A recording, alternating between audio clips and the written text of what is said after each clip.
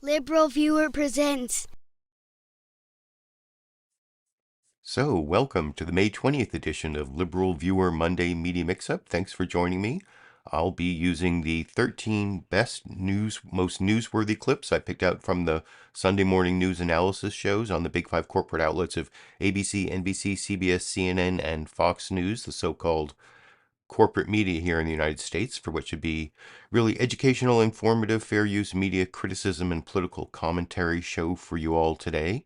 As you can see from the video title, the topic I picked out is Biden tricks Trump into debates in June, September favorable to Biden.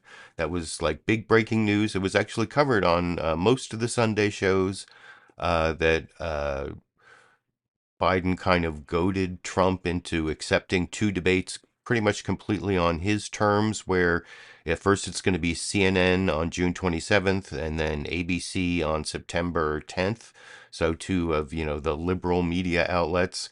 And the rules are no audience, that the mics will be cut off when time is up. So that's definitely cutting into a lot of the tactics that Trump uses, although I kind of wonder if seeing him do that stuff is why he keeps losing the debates. And anyway, I'll talk more about that when we go through the clips. And down in the video description, you can see short summaries of all 13 clips, starting with my political comedy, which is on topic. It's the first few Saturday Night Live weekend update jokes, which were about Biden and Trump agreeing to debate over in this clip. President Biden and President Trump have agreed to two debates this summer. For a preview of the debates, take a bottle of Ambien and Adderall at the same time. Biden posted a video challenging Trump to the debate, saying, "Make my day, pal." To which Trump responded, "Let's get ready to rumble." Two phrases that are guaranteed to lock up the youth vote. Donald Trump said that at the debates, he wants both of them to stand instead of sit. So that's the status of our presidency.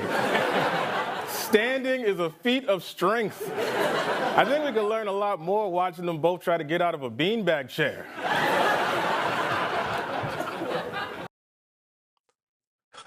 I don't know, because FDR could really get out of a beanbag chair when he led us to victory in World War II, or I don't know. Most of those jokes were kind of ageist, which I can kind of understand since age is one of the issues in the presidential campaign in 2024.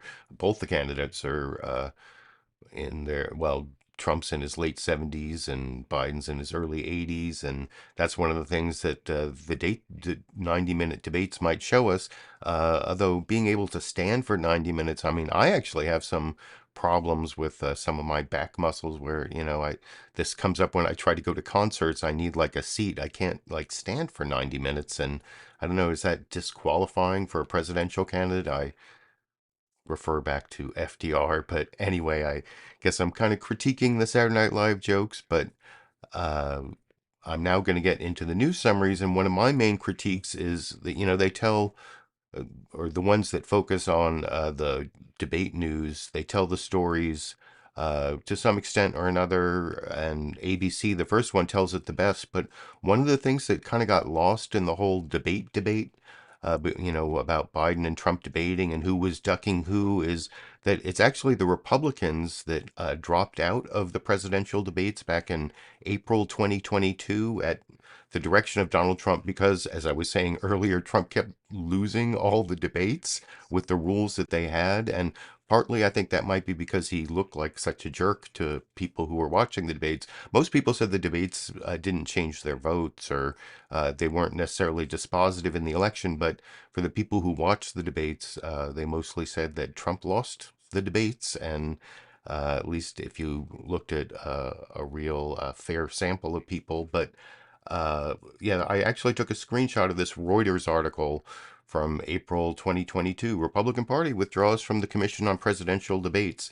And that used to be the way these things were set.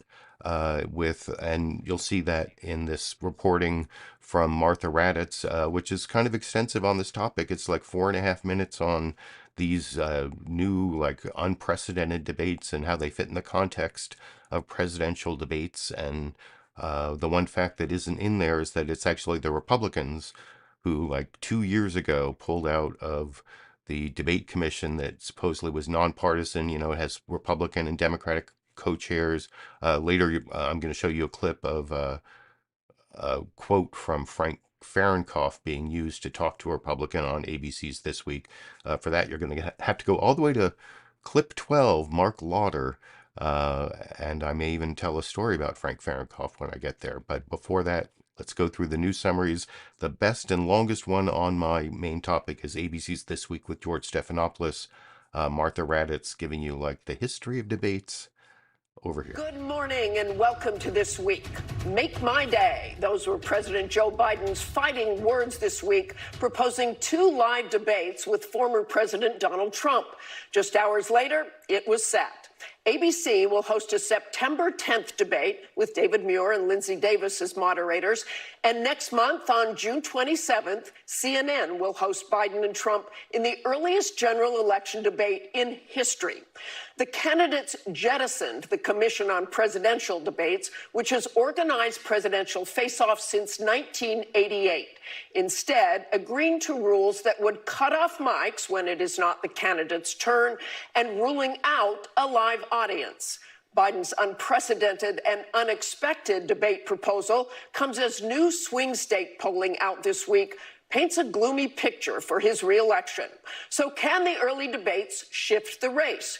We'll dive into all of that this morning, but first, a look at the tradition that began back in 1960. The Republican candidate, Vice President Richard M. Nixon, and the Democratic candidate, Senator John F. Kennedy. It was the first ever televised debate with no live audience, but nearly 70 million Americans watching Richard Nixon sweat and the handsome young John Kennedy likely sealing his narrow victory. Fast forward to 1984 to 73-year-old Ronald Reagan, who was then the oldest candidate in history, tackling his age head on. I will not make age an issue of this campaign. I am not going to exploit for political purposes my opponent's youth and inexperience. And if anyone doubted that debate answers can make or break presidential campaigns, remember this. Michael Dukakis's robotic answer to what was an emotional question. Governor, if Kitty Dukakis were raped and murdered, would you favor an irrevocable death penalty for the killer? No, I don't, Bernard, and I think you know that I've opposed the death penalty during all of my life. And you don't just have to watch your words in these debates. There was George H.W. Bush checking his watch, and Vice President Al Gore's exasperated sigh. I want that 2,000 to go to... Good evening, and welcome to the first and only vice presidential debate. I moderated the vice presidential debate in 2012 between Congressman Paul Ryan and Joe Biden. Why they Is he wrong about that? He is wrong about that. You can cut tax rates by 20% and still preserve these important preferences for middle-class taxpayers. Not mathematically possible. It is mathematically possible. It's been done before. It's precisely what we're proposing. It has never been done before. It's been done a couple of times. It has never been Jack done Kennedy before. lowered tax rates, increased growth. Ronald Reagan. Now you're Jack Kennedy. It was a feisty yet civil debate. My, how things have changed. Such a nasty one. 4 years later, enter Donald Trump. I co-moderated one of the debates between Donald Trump and Hillary Clinton. It was, to say the least, challenging. Thank you very much. We're going to move on. She went over a minute over, and you don't stop her.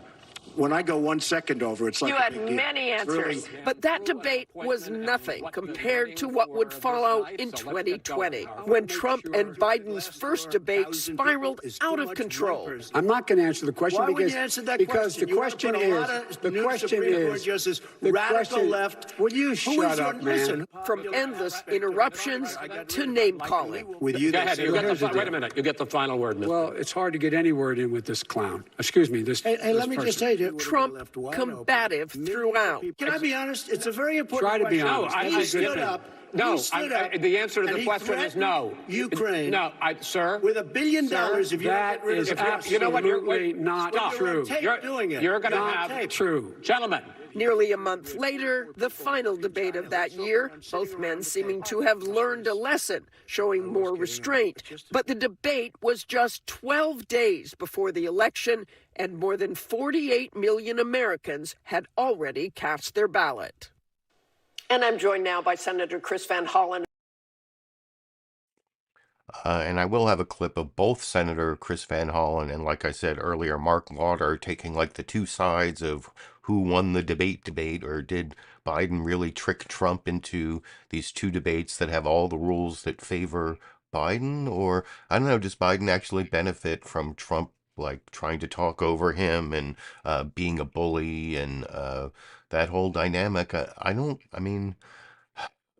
understand how that is acceptable to Trump's base because they want basically a big jerk fighting for them, breaking the system or whatever it is they see in that kind of politician. But I think like the vast swath of Americans, and especially those independents in the middle that will really decide the election, to the extent that they watch the debate and the debate changes their mind on who they're going to vote for, which, as I said earlier, I don't think it's that big a factor. But to the extent, I think actually those old debate formats did not do wonders for Trump. Even when he beat Hillary Clinton in 2016, I don't think he did very well in the debates. You can disagree with me if you want to in the comment section, let me know.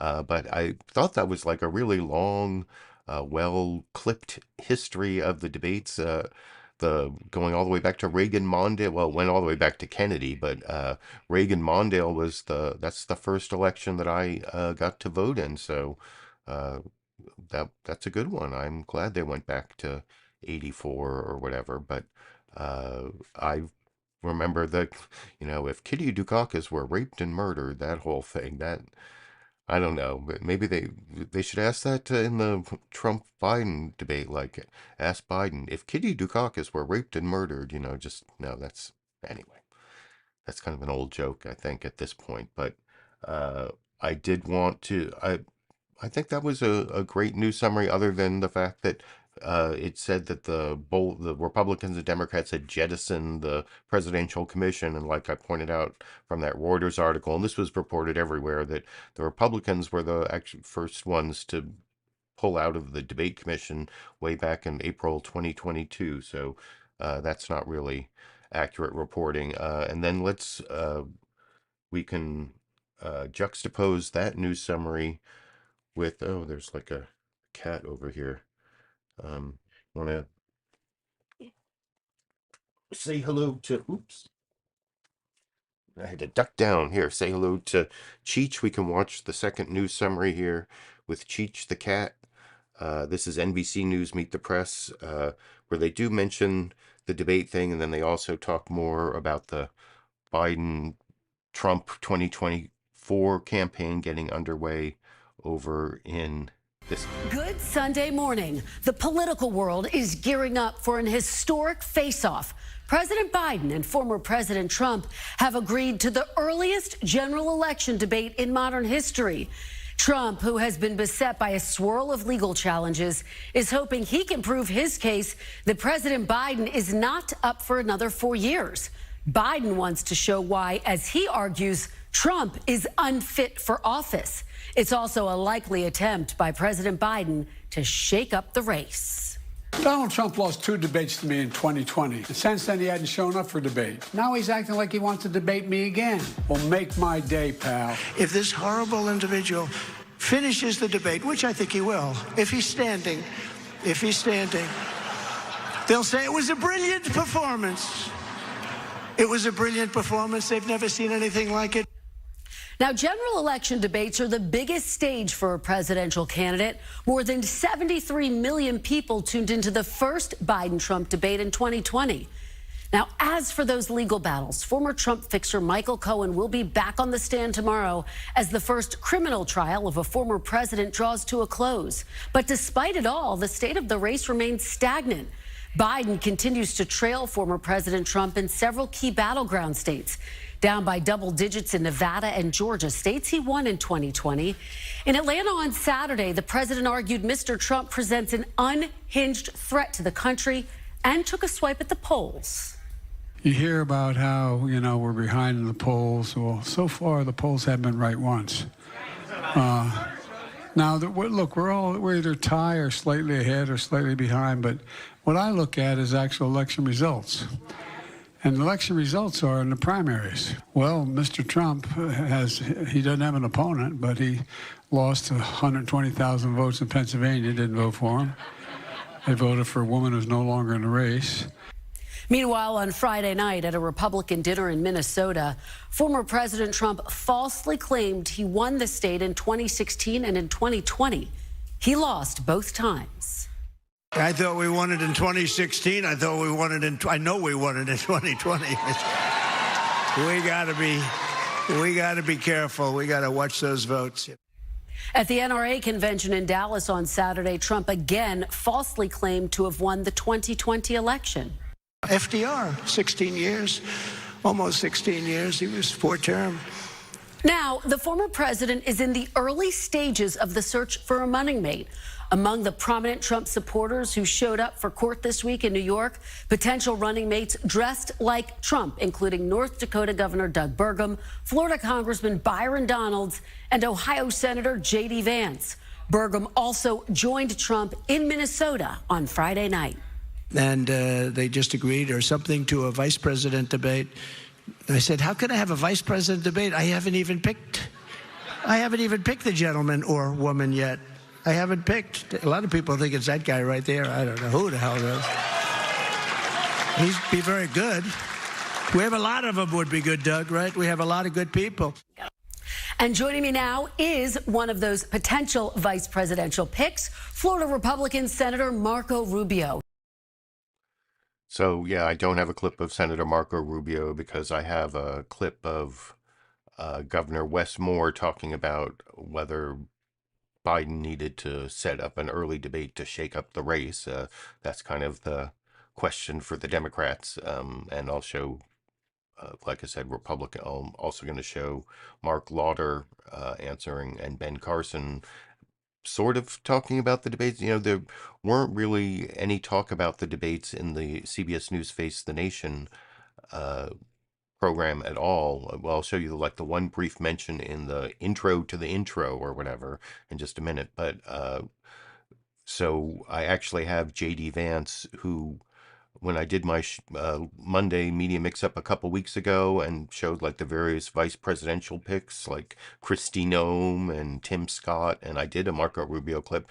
That week I didn't do J.D. Vance. Well, I'll have a J.D. Vance vice presidential tryout as my final newsmaker clip because CBS News Face the Nation did not really mention the debates at all, so I don't have any clips on my main topic. Instead, I'll show J.D. Vance trying to defend his position on abortion while trying out to be Trump's vice president.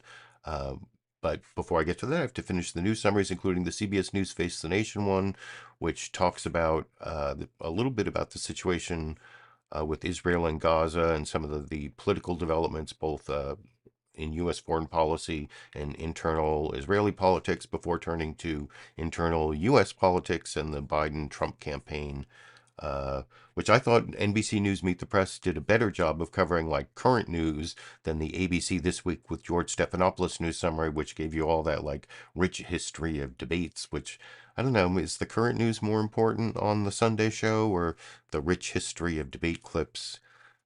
It's hard to say, but you can let me know what you think in the comment section while we watch the Margaret Brennan do the Face the Nation news summary with their reporter, whose name, Nikole Killion, I believe her name is, over in this clip. Good morning and welcome to Face the Nation. With Election Day less than 6 months away, President Biden is navigating a host of challenges at home and abroad. His national security advisor is in Israel today for talks with embattled Prime Minister Benjamin Netanyahu as the war in Gaza enters its 8th month. Netanyahu himself is facing an ultimatum from a member of his war cabinet, Benny Gantz, who is threatening to quit government unless a post-war plan for Gaza is delivered by June 8th. Earlier this week, the defense minister also publicly questioned Netanyahu's strategy.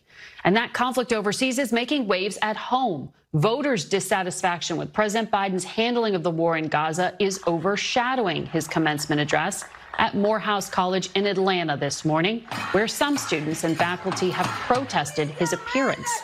The speech is just one of the stops this weekend aimed at shoring up support from black voters. Recent polling suggests he's falling behind his opponent in key states. A new CBS poll shows the president trailing Trump by 5 points in Arizona, despite Biden winning that state in 2020. And in Florida, Trump is comfortably up by 9 after winning that state in the last 2 cycles. We begin this morning with Nikole Killion, who's in Atlanta. Protesters greeted President Biden outside of Morehouse ahead of his commencement address to graduates at the all-male historically black college. You do want to remain conscious of what's going on in the world, but at the same time, it's a time and place for everything. Hundreds of Morehouse students and faculty petitioned college leaders to rescind Biden's invitation, arguing the president's support of Israel's war in Gaza goes against the school's legacy of social justice. I definitely think it's an important speech. I think this is an opportunity for Biden to come out, talk about what he's done for the black community, as well as address young people and voters of color's disdain for the actions of Israel in Gaza. I still think it's an opportunity for him to win us over. The fact is that this election has lots at stake. Saturday, Mr. Biden stopped by a popular black-owned restaurant in Atlanta, continuing his push with black voters, as recent polls show him trailing former President Trump in several key battlegrounds, including the Peach State. You hear about how, we're behind in the polls. Well, so far, the polls haven't been right once. I think you're a rebellious bunch, but let's be rebellious and vote this time, okay? In Texas, the former president picked up an endorsement from the National Rifle Association. He encouraged gun owners to turn out, even teasing a third term, which is barred by the Constitution. We want a landslide that is, here's the expression, too big to rig. Back here at Morehouse, some of the students and faculty are holding a silent protest, wearing Palestinian scarves or the color of the flag. President Biden will keep making his case to black voters, heading from here to Detroit to speak at an NAACP dinner later today. Margaret? That's Nikole Killion in Atlanta. And we're joined now in studio by Ohio Republican Senator J.D. Vance. And I will have a clip of J.D. Vance at the end, like I said, and there's a list of the clips, brief summaries of the clips down in the video description, and all the sources of the clips. One thing I noticed, this is like the third time through I've watched these, and it seems like the NBC News Meet the Press and the CBS News Face the Nation news summaries there each had the wrong clip of Trump talking at the NRA that belonged in the other news summary. I noticed I forgot to mention it for the Meet the Press because what it was, Kristen Welker was saying how like Trump at the NRA talked about not accepting the results of the last election. And then they showed a clip of him talking about how FDR had 4 terms. And then on the Face the Nation story we just saw, they say Trump teased how he might have a 3rd term, which is prohibited by the Constitution. And then they have a clip of him saying it's got to be, the landslide has to be too big to rig. Like, did they switch clips? That was really weird. Am I crazy, or did that just happen? If you go back and watch, I'm pretty sure that actually just happened. I mean, I know I'm sure, but you can let me know what you think in the comment section.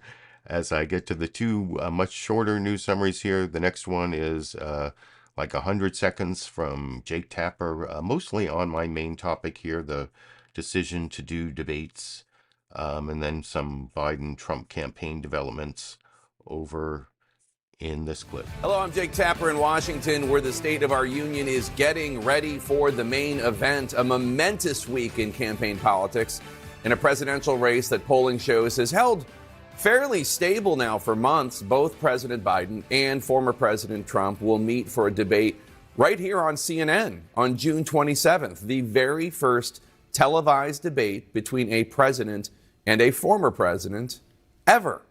On Friday, that former president, Donald Trump, was on the trail in Blue, Minnesota, trying to expand his electoral map. But come Monday morning, he'll be back in a New York courtroom, where closing arguments could begin as soon as this week in the only criminal trial that President Trump is likely to face before Election Day. Meanwhile, President Biden is confronting a stubborn polling deficit, often trailing his opponent in key battlegrounds. Biden spent the weekend trying to shore up support among a crucial group, young black voters who are frustrated over the economy and other issues. In Georgia, where recent polling shows Biden has lost ground with black voters since 2020, Biden brushed off broader concerns that he is trailing Trump. Here's the deal. You hear about how, we're behind in the polls. Well, so far the polls haven't been right once. Now, look, we're either tie or slightly ahead or slightly behind, but what I look at is actual election results. And election results are in the primaries. Joining us now to discuss is Democratic Senator John Fetterman. And I don't have a clip of John Fetterman because Jake Tapper never asked him about the debates. In fact, he never really even asked his other guest about the debate, who was Ben Carson. He asked him if he would like to be Trump's vice president and debate Kamala Harris in the vice presidential debates. That's the clip I'm going to show you in just a minute. But I want to finish the news summaries. The next one is Shannon Bream doing her Bream Brief, which is mostly about Trump's New York criminal trial. They don't talk about the debates at all, which were barely mentioned on Fox News Sunday. They did have Trey Yingst later do a report from Israel, but they just didn't put it at the beginning like Face the Nation did. Face the Nation was the only one of the 5 programs to actually put in their starting news summary mentioning what's going on with Israel and Gaza, which could actually be a bigger story than what you're, I guess it is kind of historic that they came up with the 2 debate dates, assuming they actually happen. It's kind of a news story about a news story that's going to happen in the future. And knowing Trump especially, I don't think for sure if he's actually going to attend till he shows up on the stage. And anyway, I got off on a little tangent when I was supposed to be finishing the news summaries with the Bream Brief. Shannon Bream doing her Bream Brief, which is very brief, less than a minute over here. Hello from Fox News in Washington. We begin with a Bream Brief. Tomorrow morning, the criminal trial of former President Trump will resume in Manhattan. His one-time attorney and self-described fixer, Michael Cohen, will be back on the stand for more cross-examination by the defense team. The prosecution has indicated Cohen is likely its final witness. So who, if anyone, will the defense call to the stand? What about President Trump? He has indicated in the past he would like to defend himself in court under oath, but doing so would open him up to questions on all kinds of other legal issues beyond the case at hand. The judge has directed the legal teams to be ready for closing arguments as soon as Tuesday, meaning it is possible the case could go to the jury and we get a verdict or other conclusion as early as this week. Joining us now, Trump attorney Will Scharf, who is also running for Missouri Attorney General. Welcome back. Okay, you're not part of the... So yeah, they have this Republican running for Attorney General who's a former Trump attorney, give Trump's side. And then after that, they have 2 legal experts, Jonathan Turley and Thomas Dupree, also give Trump's side. That's all the coverage of the New York criminal trial. You heard, also that turned a lot of that.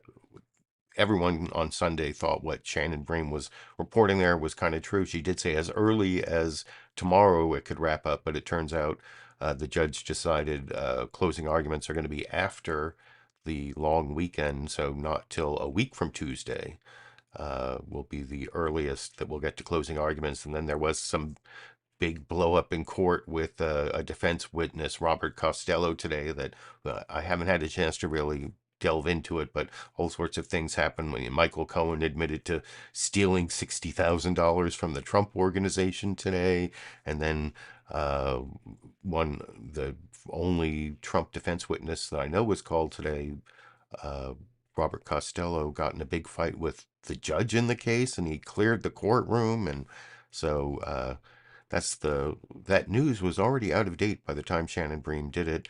They also did have Lucas Tomlinson give a political report, but they didn't talk about the debate.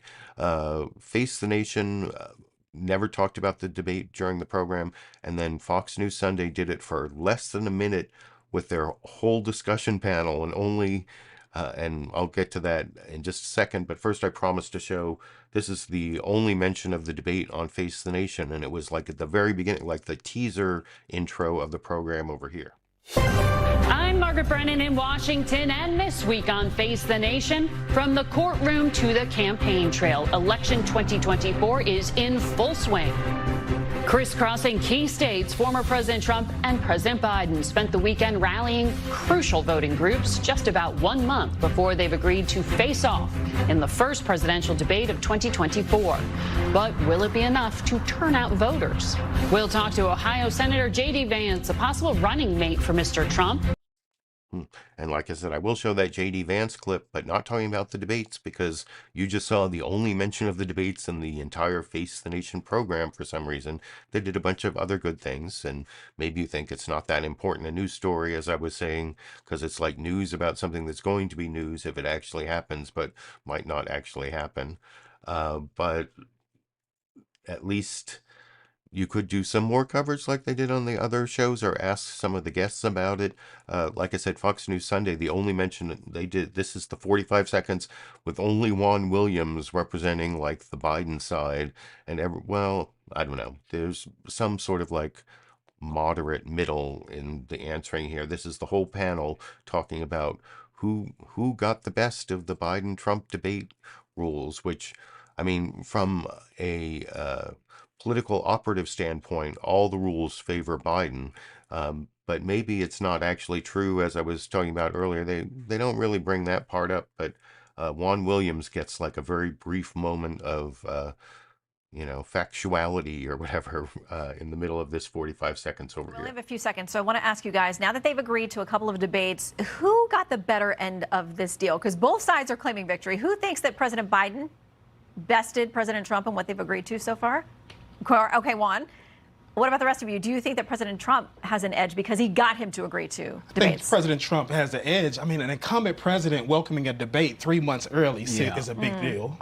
So you want to vote quickly? The Trump campaign wants to shift attention away from the Trump trial. Yeah. Meanwhile, the Biden campaign, they want to break through all of the logjam as well and create a moment for President Biden early on in this campaign. An early debate, limited number of debates, friendly media, CNN. Biden needs it more than Trump. Okay. I'm just going to say that. Panel, you're brilliant, so don't go anywhere. I don't know, if the panel was so brilliant, why didn't you want to spend more than that? I mean, I almost got nothing out of that whole debate, but like I said, that was a little bit more than what Face the Nation devoted to the issue. And I showed you the CNN State of the Union news summary, which mentioned the debates, but then never brought it up with the guests, including Ben Carson, who did answer, if you do like a word search for the word debate in the CNN transcript, after the news summary, this is the only place it shows up, and it's Ben Carson talking about how he would like to debate Vice President Kamala Harris or anyone. I mean, that actually seems a little desperate, but he does it. He literally does say, or anyone, over in this clip. We are now less than 2 months away from the Republican convention where President Trump will need to choose a running mate. Would you be willing to debate Vice President Harris? I would certainly be willing to discuss policies, the differences. You know, we have a unique situation where you have juxtaposed two different administrations with different philosophies, and people can see how did one feel versus how did the other feel. And I would love to debate with her or with anyone about that. Have you talked with President Trump about the VP position at all? I have not. Dr. Ben Carson, it's always great to see you. Thank you so much for being here. I guess Ben Carson is at the point where he would like to debate policy with anyone. Anyone. I didn't make that up. He actually did say that. So I don't know if anyone is looking for a debate partner. I think you could Google Ben Carson's contact info, and he's apparently available. But the next three clips are actually about the debate and who got the best of the debate. The most it came up on NBC News' Meet the Press, other than in their panel discussion. They had a panel discussion about it that was much more robust than the one on Fox News Sunday. And by the way, down in the video description under sources, I put a link to the entire May 19th episode of Meet the Press, so you can watch the whole thing yourself. It's on the NBC News YouTube channel for free.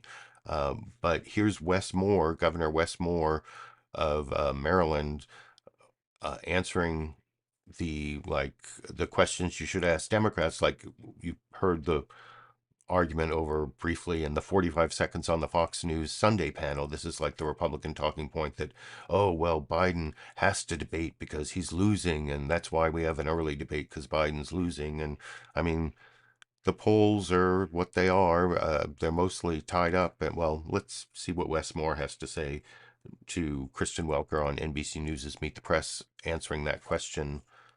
Of course, the big news this week is that President Biden agreed to debate former President Trump. Right now, there are two debates scheduled. They're putting tradition to the side, going around the Presidential Commission on Debates to do it. Do you think President Biden agreed to this debate format to shake up the race? No, I think he agreed because he's got a record to tell.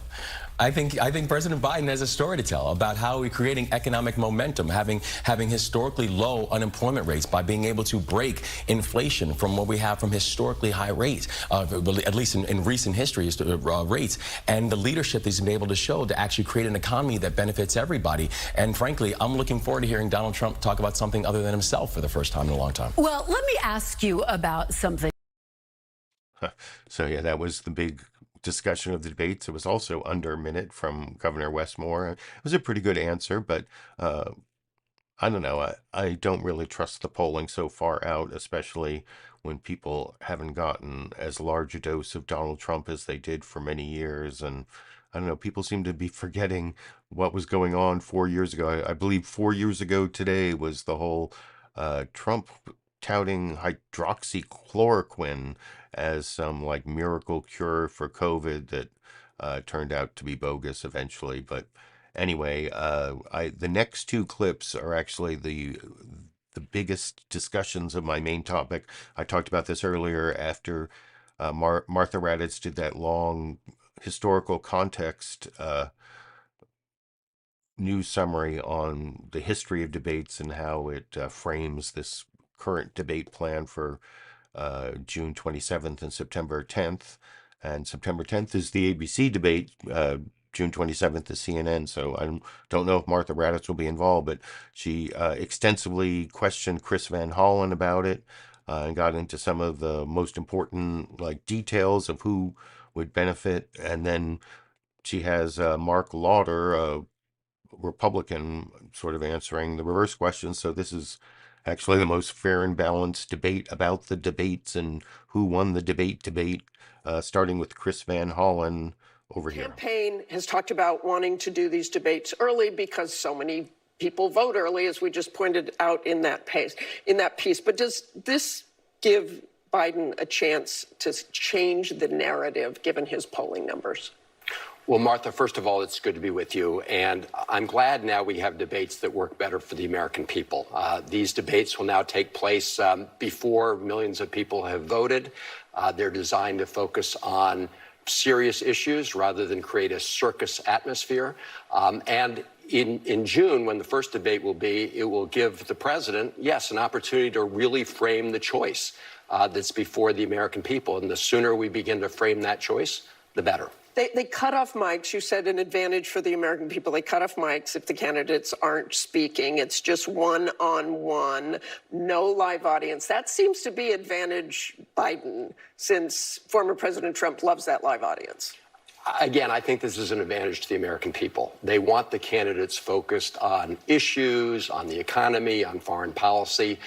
What Donald Trump likes is a carnival-like atmosphere. He's more of an entertainer than a serious debater on the issues. And so I think this helps the American people crystallize the choice.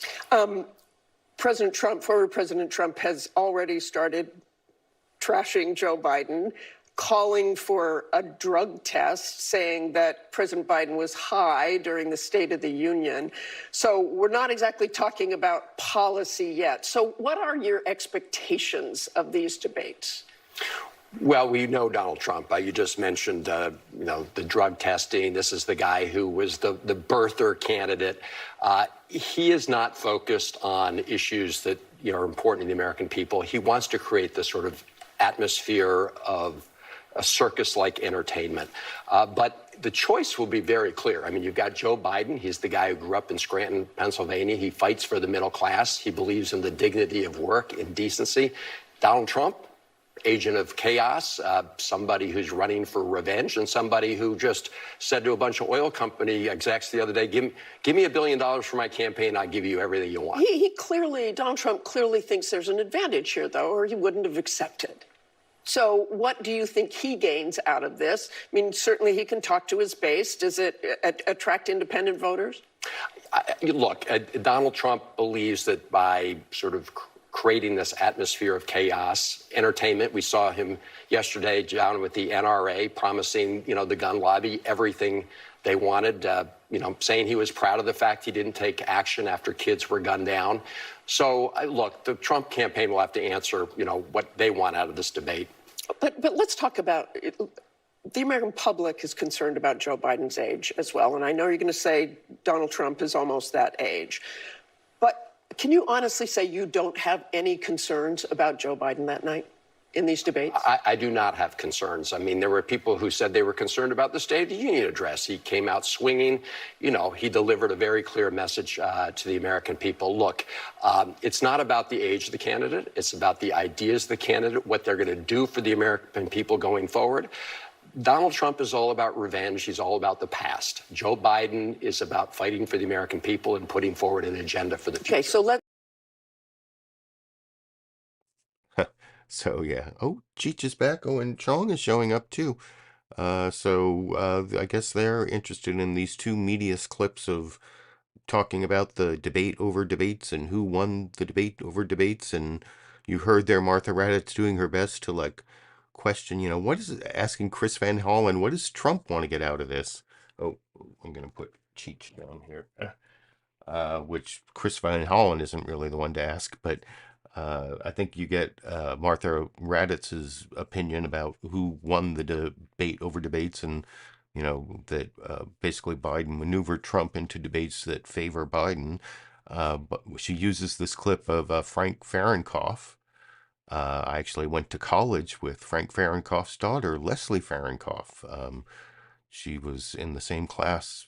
So I was in a few different classes because I dropped out in the middle, but she was in the same class I think when I started, if I remember correctly. But anyway, Frank Fahrenkopf is the Republican co-chair of the Debate Commission, which, by the way, they talked about getting rid of the Debate Commission in one of those other clips. I forgot about that. And,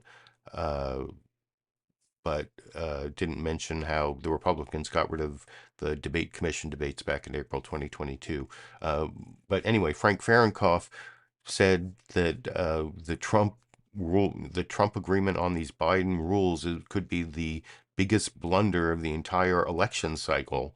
And that is the first question you're going to see her pose to this Republican, former Trump-Pence advisor, who I think worked with her on, well, I don't know, she knows for a long time, and got to appear on the show and take the Trump point of view over in this clip. Frank Fahrenkopf, the co-chair of the Commission on Presidential Debates, said Trump's decision to agree to the conditions that the Biden campaign wanted could end up being one of the greatest blunders of the entire election cycle. Someone described it to him as political malpractice. Your response?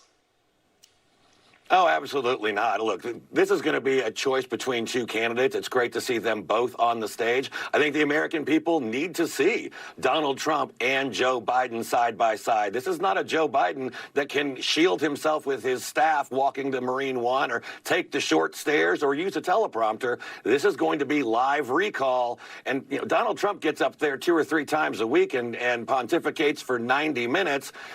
Joe Biden rarely does an actual hard interview. This is going to be a challenge for President Biden. But Mark, you just heard Senator Van Hollen talk about like a circus atmosphere, and we've seen that in the past. We saw that in 2020. Certainly, I moderated a debate in 2016. It's a very different kind of debate. Will he really stick to policies instead of outbursts?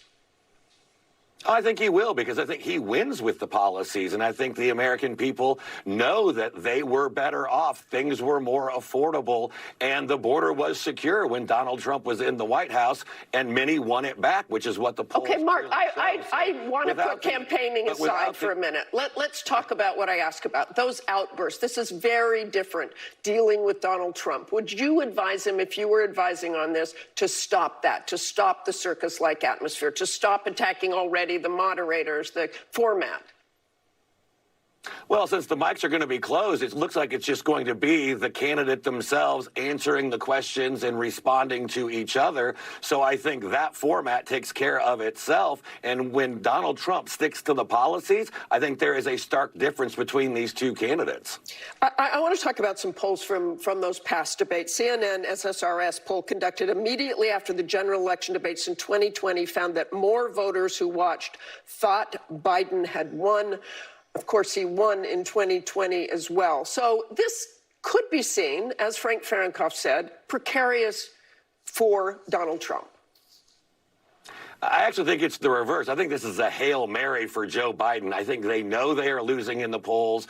The people disagree and disapprove of Joe Biden's handling of just about every single issue across the board. And so I think this is their shot. This is their Hail Mary to try to change the narrative.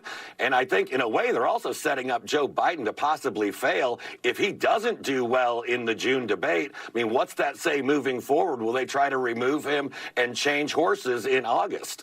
And right now, polls show that Donald Trump is ahead of Biden in battleground states. So why does he believe this is in his best interest? He didn't do any primary debates, so why do these? Well, I think what you want to see, and I think what the Trump campaign wants to see, is a direct comparison between Donald Trump and a clearly not up for primetime Joe Biden. I mean, he struggles with answering questions. He gets the facts wrong about the economy in an interview last week or two with CNN. He makes up stories about his uncle being, eaten by cannibals. If you're only going to have 90 seconds to 2 minutes to answer, and Joe Biden is struggling for his words or the facts, that's a problem for Joe Biden. It will be on display for the American people. Thanks for joining us.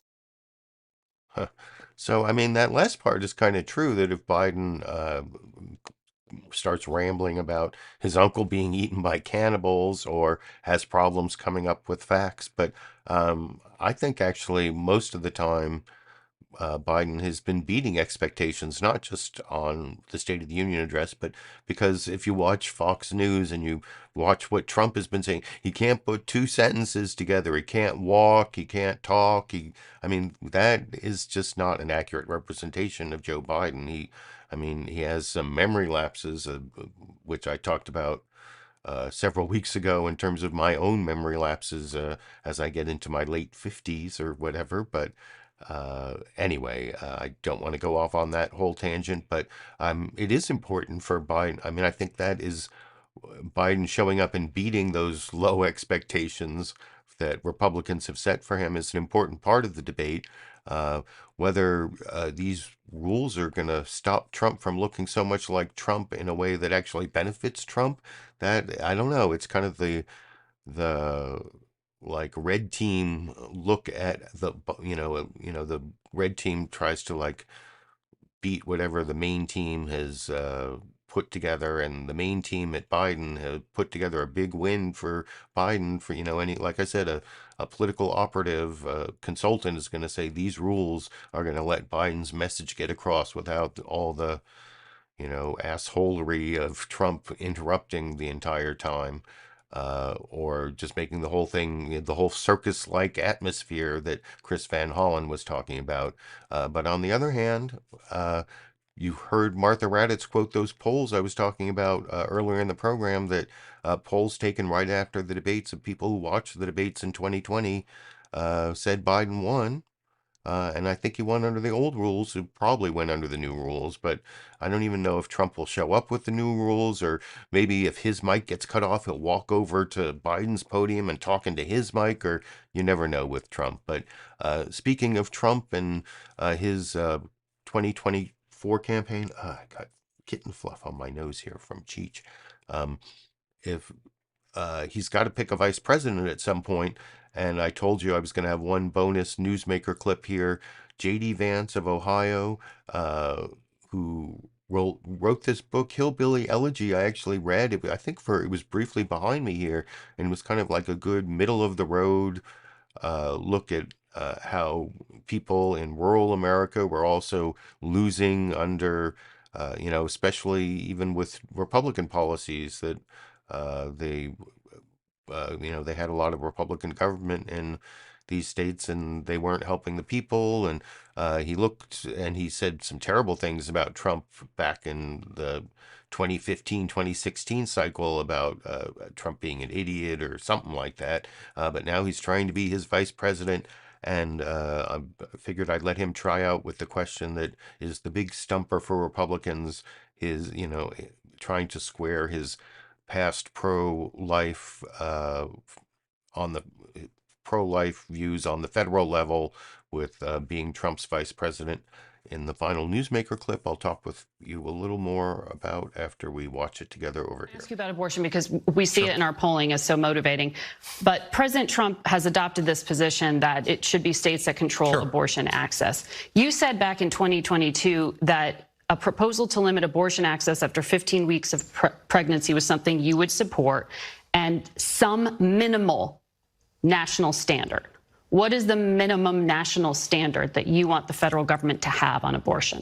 Well, look, Margaret, I think that first of all, we have to acknowledge that political reality is, I think, really motivating a lot of these considerations. What Donald Trump has said, which is very consistent with what I said during my own campaign, is that the gross majority of abortion policy is going to be made at the state level. And I actually think if you compare his view of saying, look, this is a tough issue, we need to let people debate and decide this very tough issue in this new environment where it's been kicked back to Democratic legislators. Minimum federal standard. But Margaret, compare this to the Biden administration approach is we want Christians to perform abortions and we want American taxpayers to fund late-term abortions.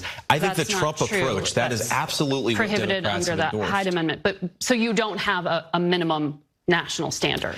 Margaret, what I've said consistently is the gross majority of policy here is going to be set by the states.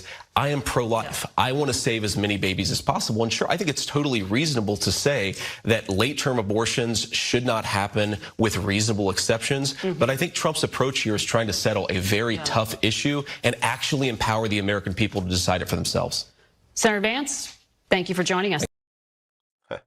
Yeah, so I don't think you really got an answer to the question, but that isn't really the point when you're trying to be Trump's vice president. You're just supposed to say something that, passes the ball over. That one phrase there, the Biden administration position, they want Christians to perform abortions. Christians, and they want the taxpayer to fund it. You mean like Christian taxpayers are going to form Christians to perform? I didn't realize that Christians couldn't, well, whatever. That was kind of a weird turn of phrase, I thought, in that one answer. And like I said, I'm not a big fan of J.D. Vance, but I don't know. I think he did better than Marco Rubio in the clip I showed a couple weeks ago on the abortion topic. But you can let me know what you think in the comment section as to who Trump should choose as his vice president. That is the last of my newsmaker clips. I'm seeing some Cheech and Chong, my cats, who we adopted back in December. I see them walking by here, so I think they're done with the show. I did get a clip of them being kind of cute in the hallway earlier today. I threw a little toy. This is the bonus Cheech and Chong, the cat clip I promised earlier that I will finish the show with and talk briefly after we watch together over here.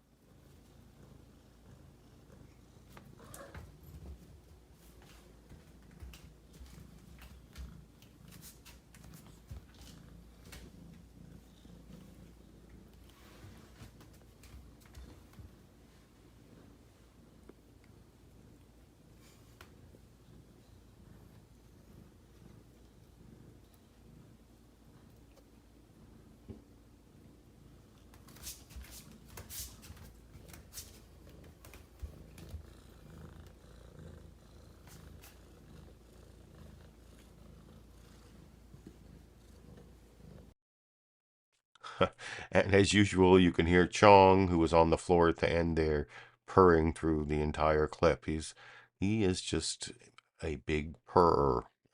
And anyway, I don't know why they aren't coming here as much as they were during the live show. Especially Chong won't come in here, but maybe I'll get some live action shots of them during my next show, which will be next Monday, and every Monday all the way through January 2025, as I promised. Unless I have some other reason to upload a video between now and then, which I probably won't. I actually have a bunch of stuff to do during the weekdays for most of the rest of this month, but you never know, something could happen. But otherwise, just every Monday, I'll be doing my Monday Media Mix-Up all the way through January 2025. I appreciate all of you who joined me for the show. I hope you appreciate the time and effort I put into picking out the 13 clips, adding my media criticism and political commentary. Next week will probably be more on the Michael Cohen trial, but I guess you never know.